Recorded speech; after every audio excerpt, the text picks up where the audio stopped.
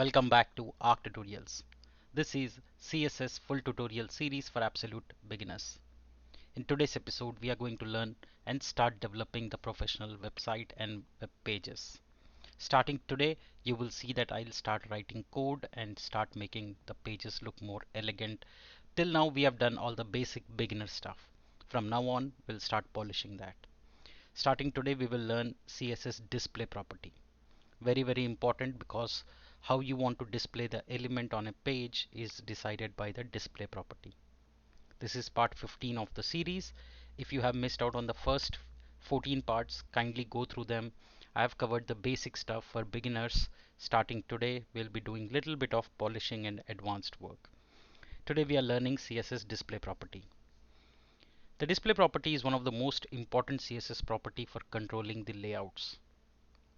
By default, the elements are display block. That means they are block elements. They cover 100% width. But when you say display none, it will not be displayed in the page. When you say display inline, it will be displayed in one single line occupying the content, the width of the content. When you say display inline block, they will be against each other. That means in the same row. It's hard to imagine. That's why let's get into hands-on and see that practically. So like I said, today onwards we'll be polishing. So I will get rid of the HTML we have today. That was all basic stuff we did for learning, practicing. That's good. But starting today, we will be doing more polished work. So I have my styles.css. I'll empty that also for now because from today we will write beautiful code. All right. No more beginner stuff. Let's do some advanced pro. Okay. All right. So for that, what I need is first let's throw in a h1 and say learning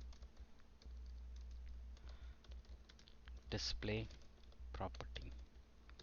All right. So we have the h1 tag. How does it look? It looks this way. Perfect. Next, what we'll do, we'll throw in a section, okay, and give it a class, say container, or say let's create a div and give it a class container. Alright, so we have an empty div, nothing will show because there is nothing in it. Let's put a h2 tag in it, and I'm going to say this is the block elements because I'll show different variations of it. Alright, the next we'll do is we'll create some more divs inside this, and let's call them a box. Okay, let's call this box 1, but all will have the same name. Okay, box 1, box 2, box 3, they all share the same class name inside the container. Okay, that's the first example that I want to show you. Now for the box, let's go ahead and write the logic, but before that let's decorate our container, which is the outer. So I'm going to say container, and nothing fancy around it, but just a simple border or something. And let's throw in a way, and we'll also want some padding. If you have missed out on padding and margin, I have covered that extensively in the previous episodes, so I'm not touch basing it here, but this is what will do the basic. Then we have a class called box, which is what we are using for all the divs. So let's go ahead and style that. For that, let's do a simple 100 pixel and height also 100 pixel. This way it will be equal square boxes. Let's throw in some background color, say f0 f0, and then let's also throw in a ttt, maybe slight grayish color, or you can make it little darker if you want, ccc or 9, whichever. Let's give some margin, let's give some padding. Alright, so far just the basic stuff, whatever we have learned so far. Nothing, I have not used any property which we have not learned so far, but only thing is now we are making it look more polished. So now we have three boxes which are coming in three different lines because div is a block element, right? So it's coming in boxes in three different lines. Now let's see if I want to make it something else, right? Let's say a flex container or something which says display value. Okay, so the new display value I want to show you. So I'll copy this box as it is, entire thing, and instead of container I'm now calling it flex container. Okay, and in the class throw in a comment, this is for flex container, and here we'll write flex container, and inside this we'll write display flex. So see, now I'm using a property of display which is flex. By default everything is display block, that's why it's coming as a block and in separate lines. Now I have added display flex, so they're all coming in same line. See that? That's the beauty of display flex. Alright, so we'll keep adding those variations as we grow along, but start practicing with me. Or what we can do is, instead of making this as the flex container, let's leave the container right here, and we can add one more div right here, and let's call it as the flex container. Okay, so what, this way that title will also be wrapped up. So here I don't have that container, here I have added a flex container. So now you see one is coming after another in the first container because they are display block by default. Here I have used flex container, display flex, that's why they are coming in next line. Right, that's the second variation. Now let me show you the third variation. If you copy this as it is, instead of the flex container, now I'm calling it grid container. Okay, so now we'll give the value for a grid.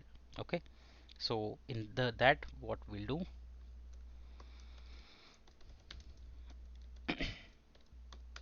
here we'll write grid container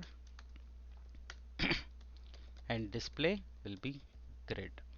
Okay, so I have one display flex value, I have one display grid value. Let's go ahead, refresh this, and if you see, it is still coming it as the block level, but we can fix that by saying grid hyphen template columns, we'll say repeat and say 3 comma, right, so we can say 1 fr. Alright, so that should fix that value, and we can also give a gap and say 10 pixel, something like that. Right, so now you see it's coming, grid is coming in the we are saying that I want a grid and I want 3 columns, okay, from left to right, and then we will just add that value. Okay, so and we are giving a gap of 10 pixels, so it's coming in block. Right, I'll use the same example and I'll take it to next level by adding one more thing, which is display inline block. Okay, so for that the last thing I'll do is make it inline. So I'll copy this again, paste it here. Instead of anything at the element level, I don't need this div here. Okay, so now I have 3 divs right inside the container. So for this, I am, instead of the box, I'm going to, along with that, I'm going to call it inline box. Okay, so I'm making an element inline right now. So those are the 4 different values that you can work with when you're working with divs. And for the inline,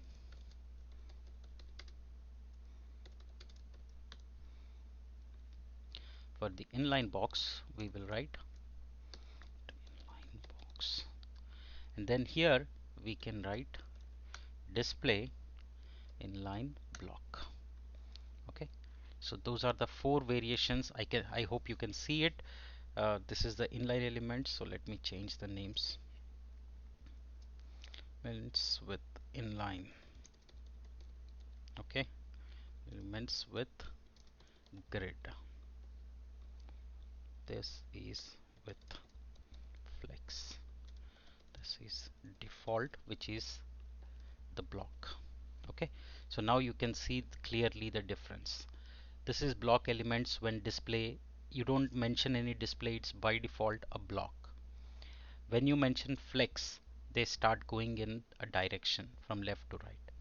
For grid, you can specify how you want it. You can say display grid and mention how many columns you want in that particular grid template. You can also give some gap and finally you can mention display inline block, so you can get more than one elements in a row. That's where we will use inline block. So you see there can be different variations of how the default display can work, right? That's how layouts are designed. Very, very important and interesting concept. I would say please go back, type what I have typed manually by hand, check it out. Don't just read it, type it with me so you can get to see how it behaves, how it layout is plotted, because it's very important, especially when we start designing the layouts. It will be much easy and clear to you. I hope I have tried to do justify with. And the last one is display none. Of course, if you say element as display none, it will not be visible in the page. So if I say hide container, this will not be visible in page. So I have just a div with a class, and I'll say hide container, and here I'll say hide container and say display none. Okay, so by default it is display block, that means it will be displayed, but right now when I refresh you will not see that. This will not be visible in page, but it is visible. Let's see why. Because class is hide container. Have we given, no, the spelling mistake, right? You see here, so that's why it's not working. Let's correct that spelling mistake. Now it's not visible. So it's not visible in the page, but if you say display block, it will be back in the page. You can see here at the end. I'm not sure if you can see because of this YouTube video player, but let me move it to the top so that way it's much easy for you to follow. Alright, so I've moved it at the top. You see here, this will not be visible in page, but right now we made it display block, which is by default. Okay, block is by default, that's why it is showing. Now you make it none, it will not be visible in the page at all. Okay, that's your display none property.